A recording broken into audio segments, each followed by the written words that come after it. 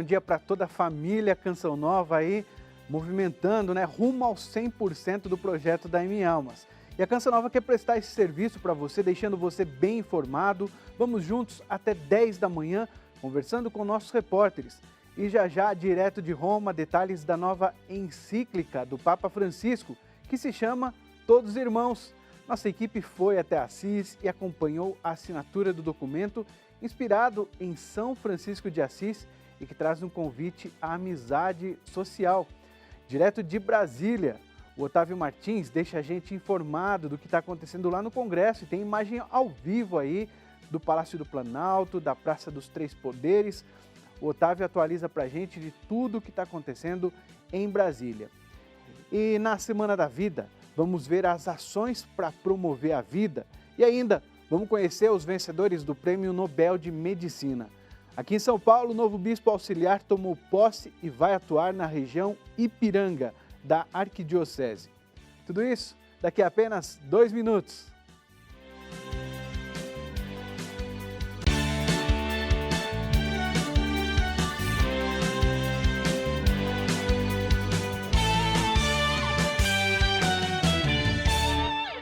Bom, estamos ao vivo. O Papa Francisco publicou no final de semana a nova encíclica, em que aborda o tema da fraternidade social. O documento, assinado em Assis no sábado, foi divulgado no domingo. O Papa aborda temas importantes sobre a relação entre os povos, acolhida e o que ele chama de a boa política. A nossa equipe acompanhou a viagem do Papa a Assis. Fratelli tutti. Da janela do Palácio Apostólico, no dia da festa de São Francisco, o Papa afirmou ter se inspirado neste santo para escrever a encíclica Fratelli Tutti, Todos Irmãos. O documento foi assinado pelo Papa no sábado, na cidade de Assis, cerca de 2 horas de Roma. É a primeira vez que uma encíclica é assinada fora dos muros vaticanos. O Papa Francisco escolheu a Basílica de São Francisco de Assis, mais precisamente a capela onde estão os restos mortais deste santo, para assinar este documento dedicado à fraternidade universal. Cerca de 20 freis participaram do momento. Foi a primeira vez que um Papa celebrou missa no altar onde está o corpo de São Francisco. A celebração foi marcada pela oração, silêncio e simplicidade. No final da missa, o Papa assinou sua terceira encíclica, a segunda de cunho social. O documento original foi escrito em espanhol. Francisco convidou 3 sacerdotes que trabalham no setor de traduções do Vaticano para agradecê-los pelo trabalho. A encíclica vai ser mantida com o nome em italiano Fratelli Tutti, já que o título foi extraído de uma exortação feita por São Francisco a seus irmãos e irmãs.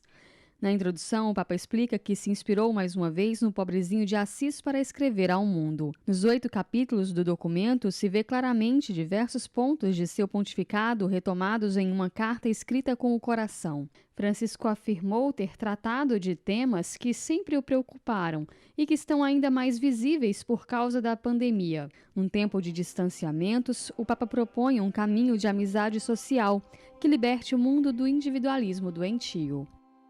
É sempre uma emoção poder acompanhar o Santo Padre, o Papa Francisco, sobretudo aqui nessa terra que é tão cara ao nosso coração de franciscano.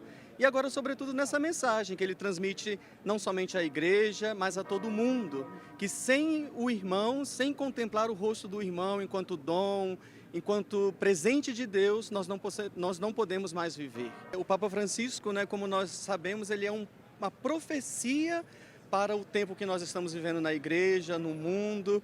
De fato, ele é um homem escolhido por Deus para poder conduzir a igreja nesse tempo, sobretudo agora nesse tempo de coronavírus tão difícil, onde nós somos cobrados a um respeito pelo irmão, a um respeito à criação, a um respeito a todos aqueles que estão do nosso lado.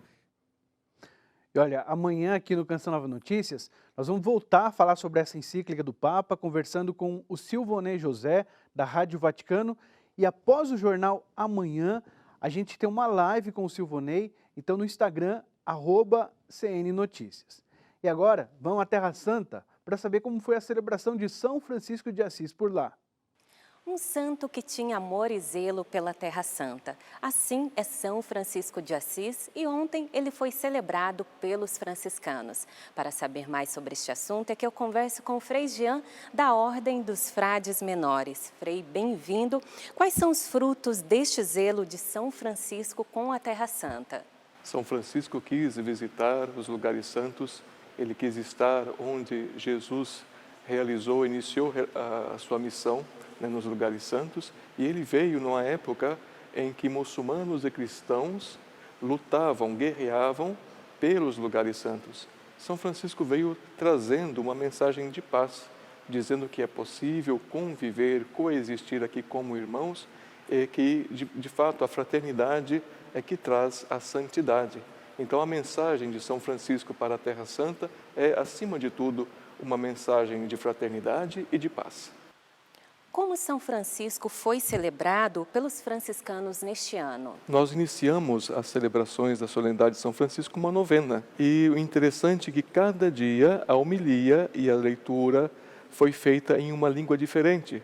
Assim, vários países do mundo puderam acompanhar através da internet, através da transmissão da Canção Nova, né, essas celebrações. Depois nós tivemos também, no sábado, a celebração do Trânsito de São Francisco, e ontem nós tivemos a missa solene, presidida pelo custódio da Terra Santa.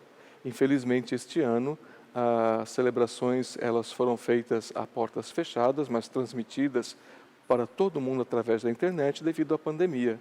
E nós esperamos que, pela intercessão de São Francisco, essa situação possa passar em breve e todos nós possamos celebrar juntos nas igrejas. Obrigada, Frei, pela sua participação. Que São Francisco de Assis interceda por nós. De Jerusalém, Danúbia Gleiser, para o Canção Nova Notícias.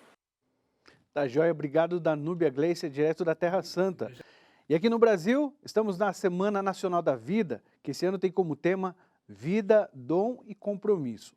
A ação é promovida pela Comissão Vida e Família da CNBB, a Conferência Nacional dos Bispos do Brasil. E destaca o valor da vida humana desde a concepção até o seu fim natural. Dom José Benedito Cardoso, bispo auxiliar da Arquidiocese de São Paulo, na região Lapa, fala sobre esse tema desta semana. Então, a Igreja quer que tenhamos, assim, um olhar mais cuidadoso, despertar nossa atenção da família, da sociedade, para com a vida. A vida, tendo, assim, a sua importância desde a concepção até o seu momento natural final. Então, toda a vida tem que ser bem cuidada. Não só devemos lutar contra o aborto, mas contra o aborto e lutar também para que a criança, quando nasce, tenha possibilidade de se desenvolver bem, com um ambiente agradável na família, um ambiente onde ela possa frequentar a escola, ter segurança.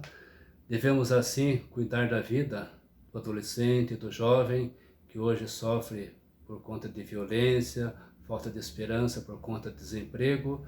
Devemos cuidar bem da vida do idoso, que muitas vezes fica desamparado.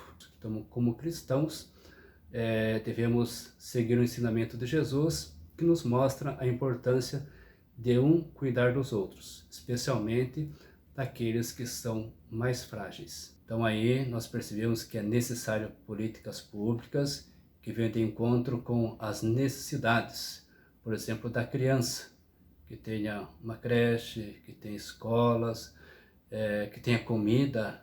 É terrível perceber mãe que muitas vezes tem que enganar uma criança, dando para ela uma sopinha de maisena, e fica por isso mesmo, tão somente para matar a fome.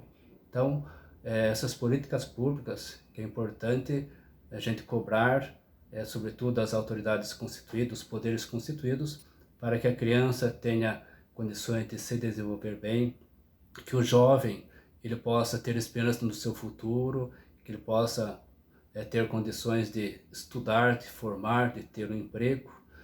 Políticas públicas que venham de encontro com as necessidades dos mais frágeis, povos indígenas, ribeirinhos, enfim, tantas pessoas que estão aí necessitadas de serem protegidas e ter uma condição de vida melhor. O que diz respeito à família, é importante a família. A família, ela é a célula mãe, né, da sociedade. Então, se a família vai bem, nós podemos aí também ter uma sociedade melhor. Em todas as dioceses do Brasil está tendo uma série de atividades e reflexões nessa Semana da Vida, culminando com o Dia do Nascituro, dia 8 de outubro. A seguir, vamos para o intervalo com imagens ao vivo de Brasília. Tem informações sobre a articulação para o impasse em torno das medidas econômicas e o Renda Cidadã e as principais notícias dessa manhã. Por lá, hoje, em Brasília, a mínima é de 17 e a máxima 35 graus.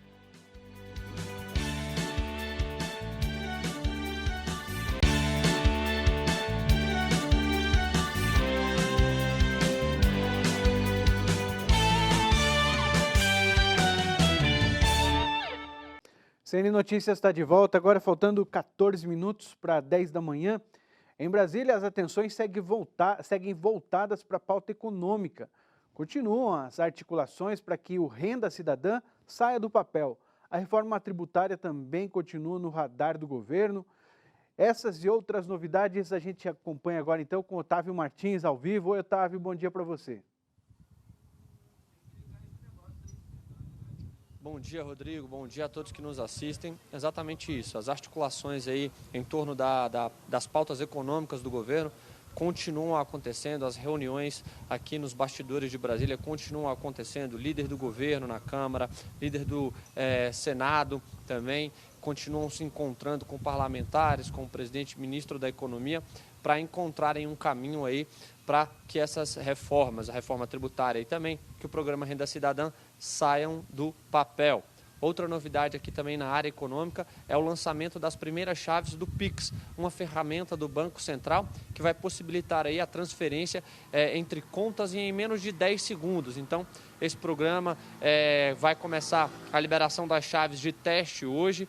Então, já vai começar esse estudo e em novembro, mês que vem, ele já vai chegar para toda a população. Uma ferramenta importante no pagamento de contas, por exemplo, e também de transferência bancária. Muito boa essa novidade agora para quem precisa aí de todos os dias fazer esse tipo de transferência ou de pagamento de conta por meio de aplicativo.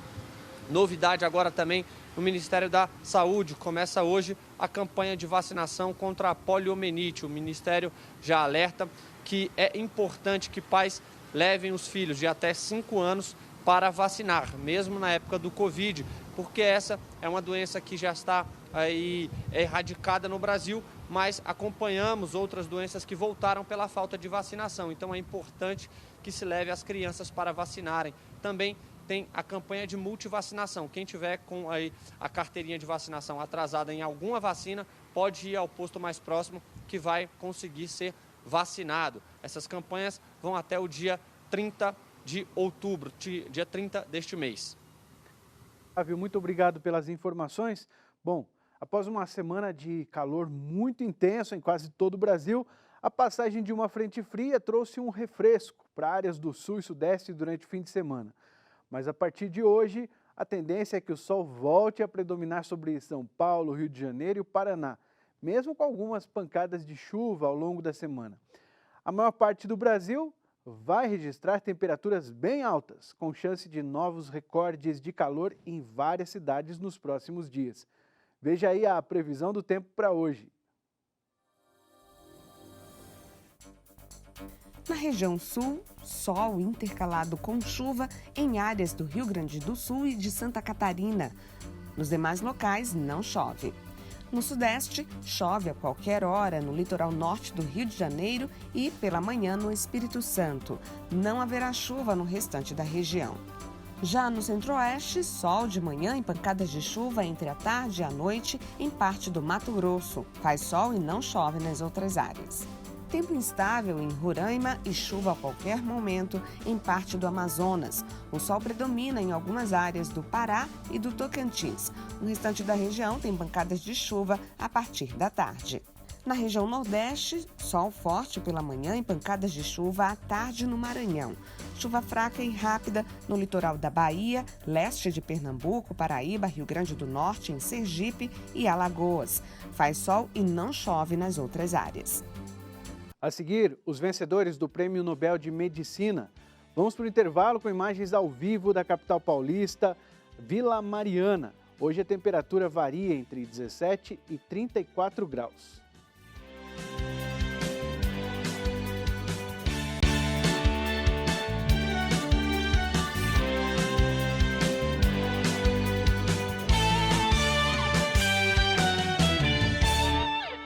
Essa semana estão sendo divulgados os vencedores do Prêmio Nobel.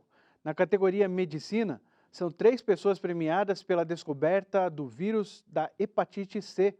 Os americanos Harvey Alter, Charles Rice e o britânico Michael Hilton. Graças ao trabalho deles, é possível identificar o vírus da hepatite C, que causa cirrose e câncer de fígado. Os ganhadores terão que dividir o valor equivalente a mais de 6 milhões de reais. E a visita relâmpago do presidente Trump aos seus apoiadores durante o tratamento contra a Covid-19 é destaque pelo mundo nesta segunda-feira. O The New York Times afirma: o presidente Trump procurou dissipar qualquer percepção de fragilidade com uma saída surpresa e aparentemente arriscada do hospital para cumprimentar seus apoiadores. O The Washington Post destaca: os relatórios da Casa Branca sobre a condição de Trump continuam a ser limitados e contraditórios. A equipe médica do presidente disse que ele havia começado um tratamento com esteroides depois de 2 crises de baixo oxigênio, mas que agora está bem e em breve receberá alta. E o espanhol El País afirma: a saída do presidente dos Estados Unidos em um veículo com vidros fechados recebeu críticas de alguns médicos por ter colocado em risco a saúde das 2 pessoas que o acompanhavam. E o britânico The Telegraph diz: o presidente dos Estados Unidos provocou uma reação furiosa da comunidade médica no domingo, com a quebra de protocolo e uma visita aos seus apoiadores fora do hospital onde está sendo tratado contra o coronavírus. Bom, a gente muda de assunto agora. A Arquidiocese de São Paulo recebeu um novo bispo auxiliar, Dom Ângelo Ademir Mezzari. Ele assume o pastoreio da região Ipiranga.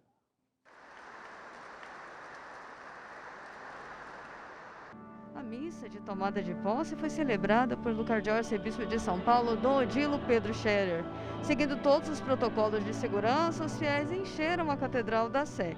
Muitos deles vindo de Criciúma, cidade natal de Dom Ângelo, e outros de Bauru, cidade onde ele atuou como pároco antes de ser ordenado bispo. A Igreja de São Paulo ganha um grande bispo e nós, a paróquia de Nossa Senhora das Graças, temos a certeza que seguiremos no coração dele para sempre e colocando ele em nossas orações todos os dias. Dom Odilo falou da vocação do bispo como sinal de esperança e a chegada de Dom Ângelo como uma resposta de Deus à necessidade de novas vocações para a igreja em São Paulo. Sempre é sinal de esperança e o bispo é testemunha da esperança do evangelho para o mundo. Por isso, mesmo em tempo de pandemia, nós sempre temos que anunciar a esperança que vem do evangelho. Dom Ângelo, ele é religioso, é rogacionista, e tem uma experiência dentro do carisma dele que vai nos ajudar em nossa arquidiocese agora como rogacionista do coração de Jesus, especialmente dedicado às vocações, à pastoral das vocações.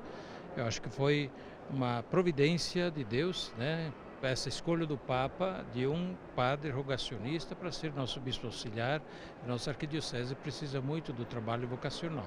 Iniciando o mês das missões, nada mais do que receber hoje essa missão como bispo aqui na Arquidiocese de São Paulo. Me coloquei, à disposição da igreja e agora ordenado, recebido o ofício como bispo auxiliar, começa essa minha missão. Que o Deus grande missionário, Jesus Cristo missionário do Pai, o Espírito Santo que nos envia, possa então me conduzir como bom pastor nessa igreja. A igreja envia um novo administrador à Vinha do Senhor em São Paulo. Certamente é tempo de dar bons frutos na cidade em que Deus habita. Saudando toda a arquidiocese, quero deixar uma mensagem de muito carinho, de muito amor a toda a região episcopal Ipiranga, a todo o povo de Deus, que já me acolheu com alegria. Estaremos lá juntos para vivermos esta grande missão de anunciar e testemunhar Jesus Cristo. Contem comigo e eu conto com vocês. Deus abençoe.